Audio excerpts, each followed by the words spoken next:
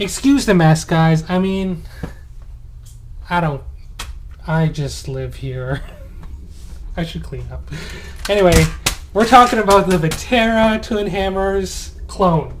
It's a WLToys. You know, I don't know how you guys feel about the cloning. I bought this chassis because I thought I could get it cheap by buying the clone version of it by WLToys. But I didn't keep it cheap. I ended up, spending a lot of money on it, but all of the money that I spent on it, I feel like I learned something, and I really enjoy it. Like, the money that you spend brings you enjoyment. So if you can find a good deal, that's even better. But for the most part, it's a Vaterra Twin Hammers, independent front suspension, center mount, 2-gear transmission, rear solid axle, and I think it comes in the kit is a open front diff and a locked rear diff, or it's fully locked diffs. Anyway, I don't know why anyone drives locked diffs, because for the type of driving I do, locked diffs are a no-no.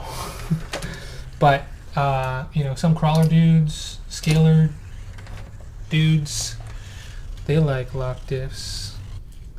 I like the Tiger too. Okay, so what is this thing? Why do I have it? What can it do? What is this thing? I already talked about that. It's a modified Vaterra Twin Hammers. Let's go through it, because I know there's a bunch of people that have this model, and that you can build this thing in very many different ways. For the most I've seen, a lot of people drive this on U4, I think that's called Ultimate 4, and a U4 RC style events. I don't compete. I drive my cars wherever I can. So none of this information really is racing oriented, just simple fun. Okay, so what the heck is this? I got this. Someone on Facebook was like, zooms in on this part. He's like, this is wrong on so many ways, on so many levels. And I'm like, whatever. And I quit the group for a while. But I was like, whatever. I gotta learn to take some criticism, because it's probably a bad thing if it ever, if I smash it or whatever, that lipo just might explode. It really would. But whatever. It'll be more spectacular when it happens. Okay, so up until now, this chassis has been the love of my life. It's been the GOAT, the greatest of all time. Although I would have to say the XV01 is I can't say. It's a toss-up between these two, okay? Two all-wheel drive vehicles. One of them is a solid rear axle. But this one I've developed over time. This one was good out of the box, but made even better with tuning. This one, out of the box, the WLToy model, you could climb it and drive it. It came with giant tires, like bigger than these ones. And it was meant for crawling. It was meant for, being off-roady, crawly guy. But then I was like, I don't live in, Crawltopia. I live in Los Angeles, where it's a concrete jungle. And so I developed this car over time to handle this terrain, which is urban streets and, large expanses of concrete and asphalt. That being said, okay, what have you done to this car to make it the car that you see today? Okay. First things first. Scorched bell crank upright suspension. The stock Vaterra Twin Hammers had cantilever inline suspension, which I think is fine. But the part that sucked was the steering mechanism. The steering mechanism was like this slidey thing, and it binded, especially the WLToy's version of it. It was just a lot of slop, a lot of, you know, unacceptable steering behavior. Upgraded, so I bought this online on the 3D printing. I don't remember what it is, but it was expensive. I'll tell you that, but worth it, because it just changed the entire car. Okay, upright suspension. Then you have to get different shocks because the WLToys one had garbage shocks. Garbage. I thought I could tune them. I gave up. So I bought some G-Made larger volume dampers. These things have been really good. I actually have these on my XV01 as well, and they have been excellent. Excellent. Okay, stock oil and everything. So upright suspension. Now you see this thing here. I don't know what you want to call it. I think it's a shock tower or a damper tower. It's an extension off of the scorched front end, and that brings them more upright. So I have instead of having a really progressive, so I've opted for a different style, which is more upright, a more linear compression. So it's almost even all the way up until the very end. It kind of gets a little bit more stiff. Car. So you can see the battery pack, the battery pack that came on this used to be mounted way up here in the back, and it was a small battery pack. So the battery has now been moved here. I want it flush to the chassis, and I ended up notching it. Shame on me. And then, you know, milling out all this area so that it's completely flat. And you can actually fit a lipo hard case shorty pack right down there. You'll just have to deal with this and the ridicule you get from the internet.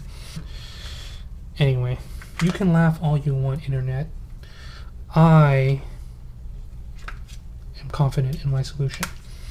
Okay, what the heck is this thing on the top here, right? Okay, y'alls love the Vaterra Twin Hammers because you guys get to run the exoskeleton on top, right? This provides some chassis stiffening when it's all mounted up, you know, in all points. Without that cage and without my bracing here, this chassis is just a flexible thing. It's like goo. So I made this bracketing. What is it? It's some ball joints screwed in here, and then these are some suspension ends, and these are spokes from bicycles, and I tie them into the shock tower. So shock tower to shock tower. Some upgraded parts: the shock towers, the rear axle, into G parts. This thing's like Integeed up, and you know, a lot of people don't like Integeed. A lot of people are like, eh. I found with these parts, the Twin Hammers machining is very good. So I've ended up buying a lot of their stuff. Their CV joints, and then I think these are the Vaterra's actual HD outdrives. I like to think of them as high density, but they're just, you know, stronger than the stock ones. The WLToys interfaces here and in the front for their drive shafts are different. So if you're gonna upgrade the WLToys to something like this, or you know, something that you have in mind, you probably are gonna need these ring and pinion gears for the front and rear. They're the same. Try to get them cheaper. I got them, the first pair I spent like $24 on, and the second pair I bought for like $13. So if you can find them for something in between there, you're better than paying the full price. But the drivetrain is now fully, you know, from front, outdrives to rear. This is all like new. The transmission is the same. That's what I bought it for, was a transmission, but I don't even use it as a 2-speed. I use it as a locked 1-speed in high gear, because that's how we rock. I run my mouth off is what I do. 10.5 Hobby Wing Outlaw stock motor. I think it's a 4-pole. It says 3,800 kV.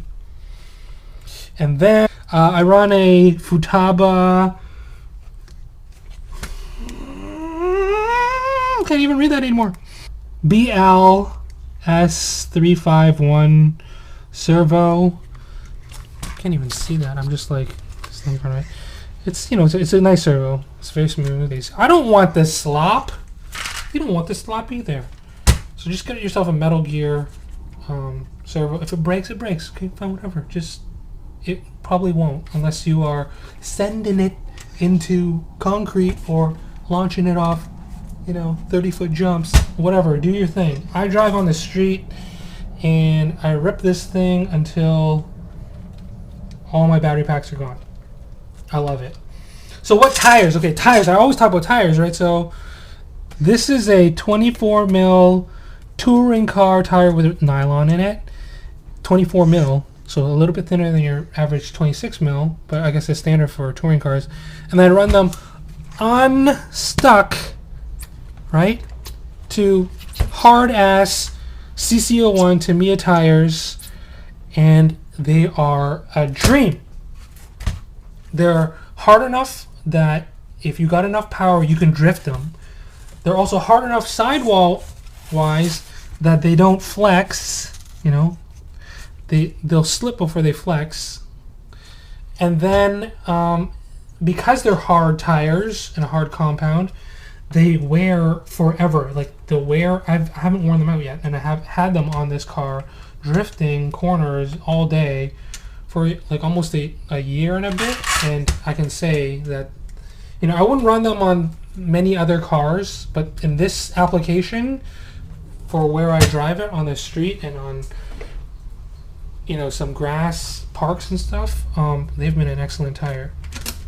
So I've talked my mouth dry and your ears raw. So thank you again for joining me in my RC garage. Peace out.